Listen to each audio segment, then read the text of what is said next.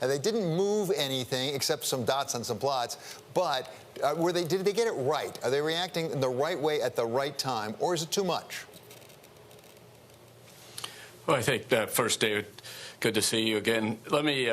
I think there's three key points. The first point is about the virus, the vaccines, and the variants. The second point's about the dot plots, but what is the underlying Fed predictions of the economy? And the third point's about thinking about this Fed and where they were in 19. So first point, if you have the three Vs, virus, variants, and vaccines, you really have to listen that they need to see the hole that they were trying to fill between fiscal stimulus and accommodation was to put the economy back to where it was and with the same growth characteristics or, frankly, even better growth characteristics.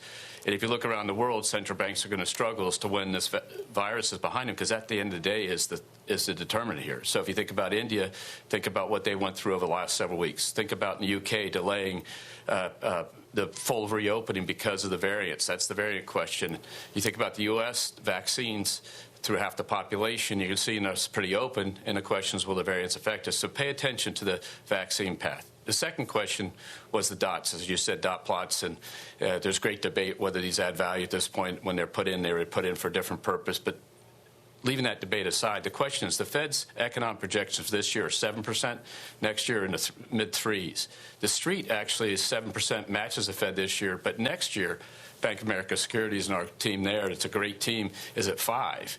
And the street's at high 4s. If you believe the street and Bank of America are more right as we move through the year, the reality is the economy is growing much faster than it was, with much more fiscal stimulus still to be spent in the customers' accounts, much more opportunity for the economy to round out and grow. And that's something people should pay attention to, because last year, this year's rate of growth was half of what it's turned out to be, or predicted to be. So if those economic growth predictions move, those dot plots will become uninteresting because they'll have to move because things will be moving faster. And the third thing is think about 2019. Same Fed, same chairs, somewhat different people, same research department. They were sitting there mid-2019, 2% plus Fed funds rate, 2% plus 10-year Treasury rate. Economic projected forward growth was 2%, unemployment in the 3s. Think about that where we are now. We got 3 times the growth rate projected. Next year, even 2 times the growth rate projected. A Fed unemployment rate projection in the low 3s by the end of 23, high 3s by next year, and low 4s, mid 4s this year. Those are full employment. And what was the only thing concerning them in 19 was wage growth. And you're seeing wage growth. So that'll be the interesting tug of war as this thing normalizes.